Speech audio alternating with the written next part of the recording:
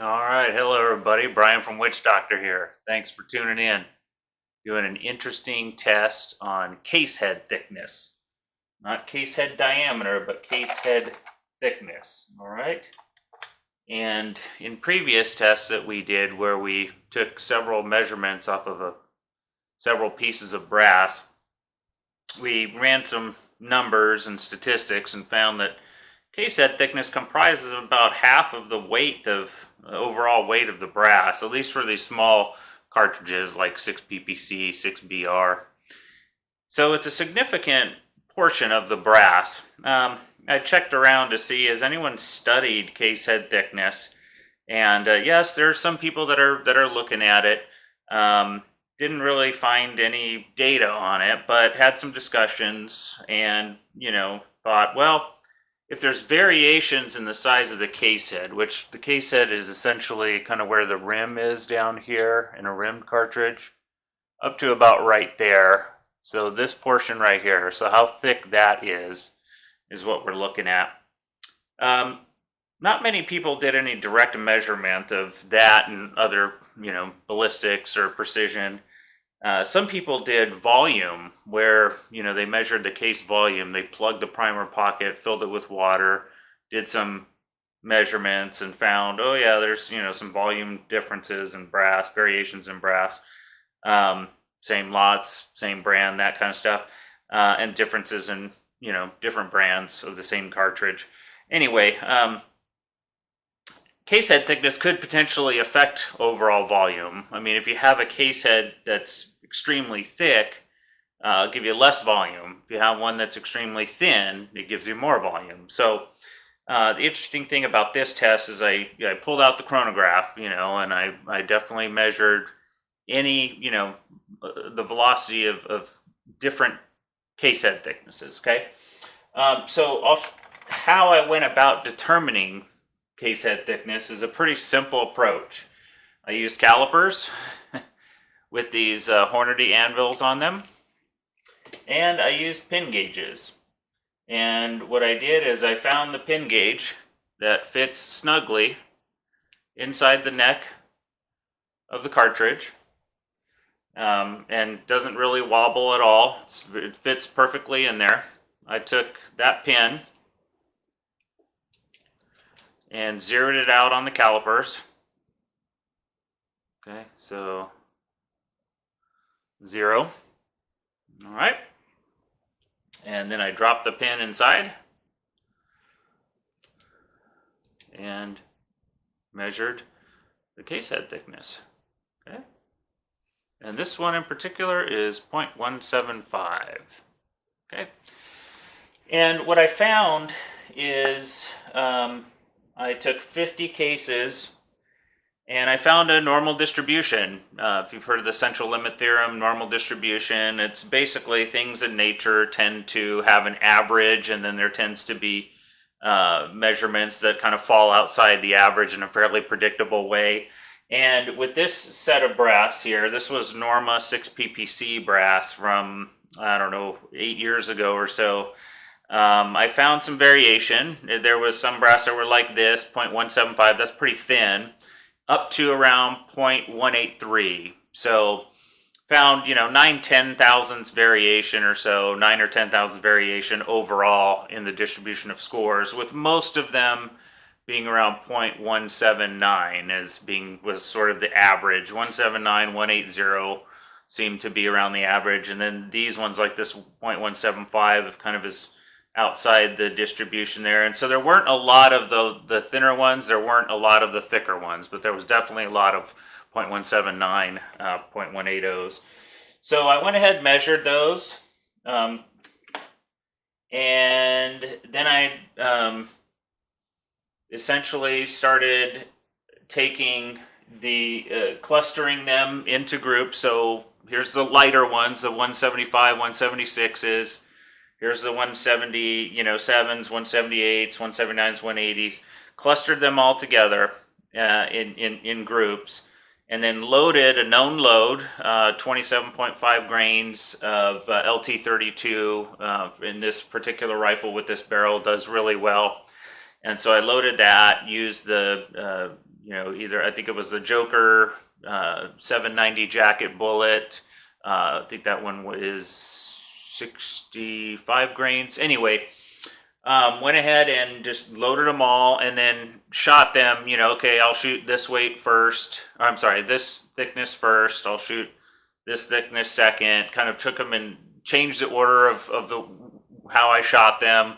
One day I shot the heaviest or the thickest first, and then the lightest next, and then the ones in the middle. One day I went in perfect sequential order. Let's shoot the thinnest ones first. And anyway, so did them in different orders, and measured velocity, and of course measured precision.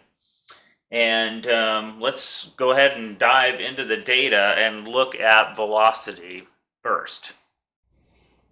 Okay, so first set of data that we did, we went out and shot the various different case head thicknesses, clustered them together. So, okay, these 5 are 0.177 thick, these 5 are 0.178. I think I had some difficulty with the super heavy ones, the 0.182, 183s. I did not have enough to make 5, so I had to kind of cluster those together. Again, and then look, I had 10 at 0.179 and 10 at 0.18, so I had plenty there to shoot that size a couple times. And this was the first shot. First shot of the brass. I separated the 5 that I did load development on, and just used the virgin brass. And interesting pattern emerged where the velocity average basically increased by case head thickness. So the thinner case heads shot slower than the thicker ones, and there was a linear correlation with that, and a linear trend, and it was the R-square value was 0.8332, which is very large. That means that there was a pretty obvious and significant linear trend in the data, and the overall effect size of it was around 15 to 20 feet per second. And so if you have the super thin case heads and the super thick ones, and you shoot those two separately, you're probably going to find about, anywhere from a 15 to a 20 foot per second difference. And that's what I got on the first sample. Okay, now let's go to the second one. Second one, again, I used LT32. This time I used a 68 grain PRP Joker bullet, and got the exact same linear trend. So basically the data was almost identical in this second sample to the first, where I had that linear trend where the thinner ones shot slower, the thicker ones shot faster. And again, it was about a 20 foot per second difference. And there's that linear trend once again. Okay, so I started seeing this linear, this is like, okay, 2 out of 2 samples now that I've shot, both showed the same linear trend. At this point, I was not interested in shooting every single case head thickness at this point. I decided I'm just going to shoot the thinner ones and the heavier ones, and kind of the ones in the middle, leave them out. I just wasn't interested in burning out a barrel on an effect that I can pretty much see is pretty obvious. So I sort of didn't shoot the 179 or 180, and went ahead and shot again the 176, 177, 178, and then 181 through 184. And again, bam, there was a linear trend. Again, the R-square on that one was 0.755, which is big. That means that case head thickness explains 75% of the variance in velocity, which means that, yeah, it's definitely a factor. And again, I was seeing around 20, 25 feet per second in difference there. Okay. And then went out, shot it again. And here's the interesting thing. On this sample, I did not find a linear trend. Again, it was the same brass, same measurements, and it actually shot good. The groups themselves were pretty good. I mean, I even got a 0 group. 0.178 showed a 0 group, and they were 4 out of the 5 shot groups were circular, so they were good shaped groups, good aggregate overall, and voila, no no linear trend in the velocity. So that was interesting. So I was like, man, do I just give up this test? It seems a little odd that so far the testing's showing linear trend, pretty obvious linear trend, with 2 big samples, and then boom, all of a sudden on the third one, or I'm sorry, 3 big samples, 1, 2, 3, and then the fourth one, not really. I mean, it didn't show any of the trend that it did the other one. So I went ahead and said, well, I'm not going to give up yet. Maybe something happened with that one. Maybe, I don't know, some measurement error. I don't know. But I went out and wasn't kind of discouraged at first, but then some people encouraged me, no, go ahead, shoot another one. Let's see what happens. So I did. And bam, the linear trend showed up again, and it showed up just as strong as the other ones. The R-squared on this one was 0.827. And the velocity differences were, again, around 20 feet per second from the thinner case head thickness to the thicker one. Okay, so that was, to me, okay, I got 4 out of 5 samples here, all showing the same linear trend, all using, the same chronograph, same brass. You can see from the velocity data, the standard deviations were in the single digits there. And by the way, for people that are considering buying the Garmin does use the correct standard deviation equation that you're supposed to use when you're measuring standard deviation of this nature. And so anyway, yeah, got all single digits there. So distributions were nice and tight. They were looking really good. And even in the sample where I didn't find a linear trend, the standard deviations were single digit. So anyway, was basically just kind of settled on it. Okay, I think it's a factor in ballistics. And then I went ahead and thought, well, let's look at the group sizes and see if there's anything statistically significant there. And surprisingly, there was. I ran what's called an analysis of variance, or an ANOVA. It's a statistical test that will tell you if there's any group differences between more than 2 groups. And basically, I used the 0.175 through 177 samples, the 178, the 181, 182, because I had a lot of data there on those samples, enough to be able to have the statistical power to detect a difference if it's there, and certainly did. There was a statistically significant difference. That's what the ANOVA tells you. If the p-value is less than 0.05, which it was, it'll tell you there's a difference in somewhere, in these 4 different experimental groups. And then what you have to do is run a separate test, what's called a post hoc test. In this particular case, I used the Tukey's honest significant difference test, and ran the calculations. And it turns out that yes, the significant difference was between group 2 and group 3. And in this case, group 2 is 0.178 and group 3 is 0.181. You can see the aggregate in 0.178 is 0.1875, and the aggregate in 0.181 was 0.3755. So in terms of precision, it looks like, and here's what I think happened. I took 5 random cases to do load development, right? And so I'm thinking, given the normal distribution, that probably, the majority of those 5 were around the average size case head thickness, and did my precision development, load development with those. So I'm thinking that, precision is going to favor that case head thickness. Maybe there's something about the pressure profile, for that particular case head thickness. And anyway, that's what I think happened, which is why the 0.178, which is closer to the average size of the case head thickness for this lot of brass, and probably the size, or near the size of the brass I used to do low development. That's why it's getting more precision and better precision than 181.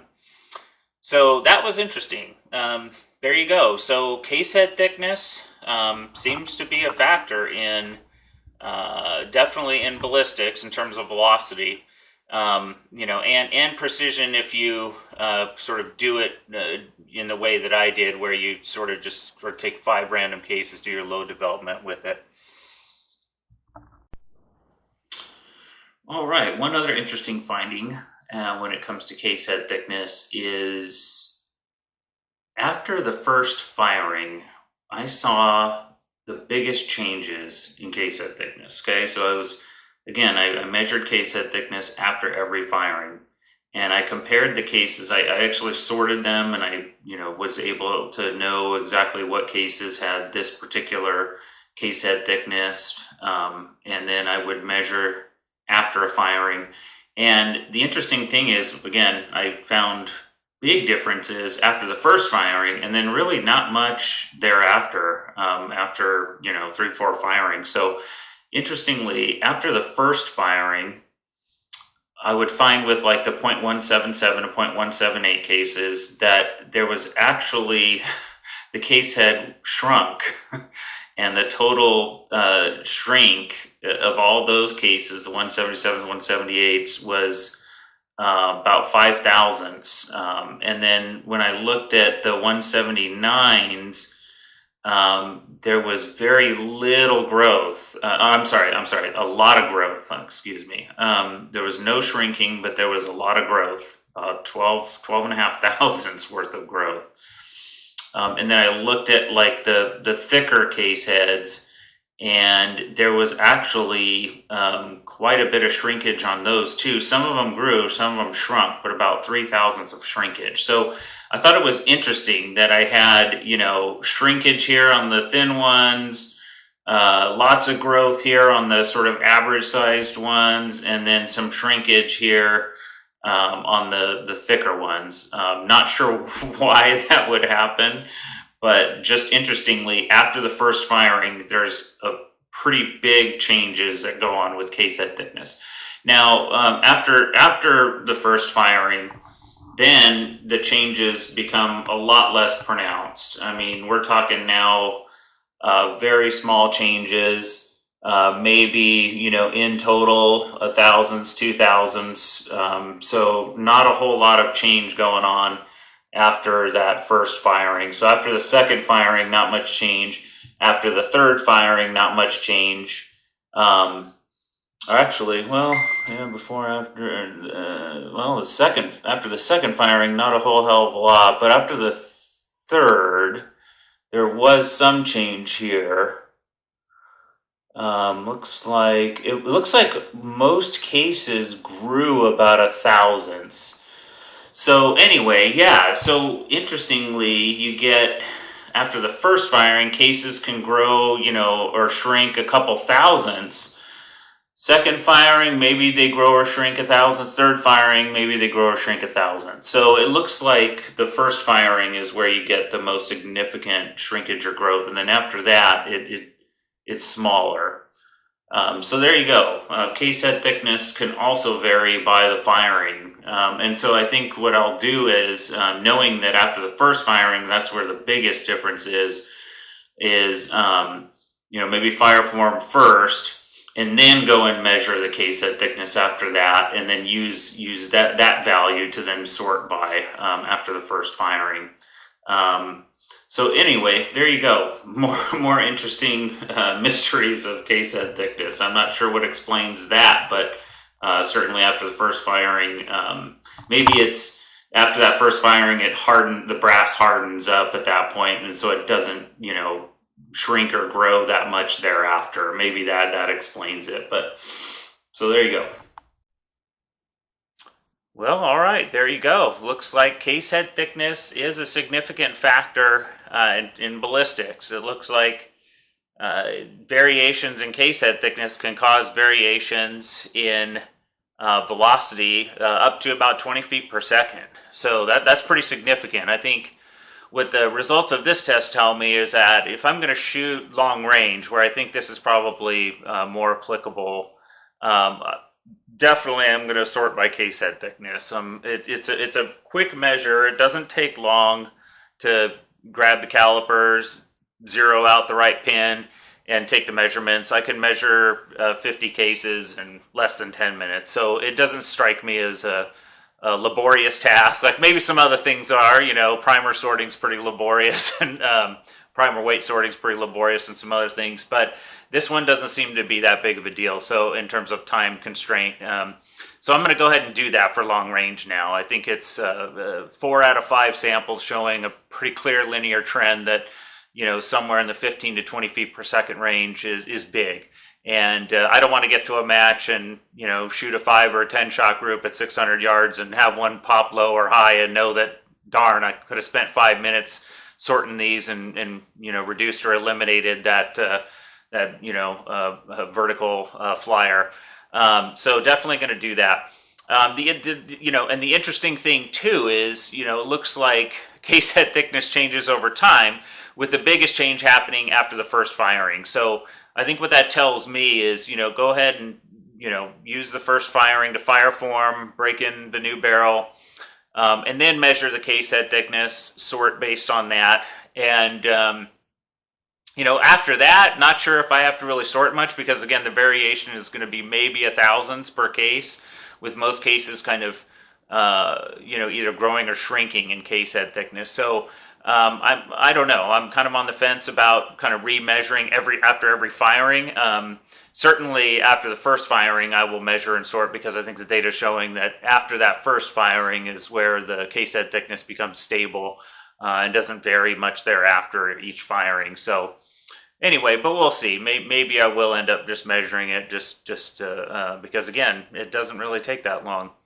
The data on the precision was interesting, and I think probably the reason why 1.179 showed great precision is probably because that is the most prevalent size thickness of the bunch. And when I was doing load development previously with this barrel, 27.5 was optimal. So it's very possible that when I took the 5 pieces of brass to do load development, most of them were 179. I mean, that would explain why it did better in terms of precision. But it does sort of say, or speak to me in the sense of, saying, well, maybe they're the internal volume and pressure characteristics going on inside, that case, have something to do with precision. And I think it does.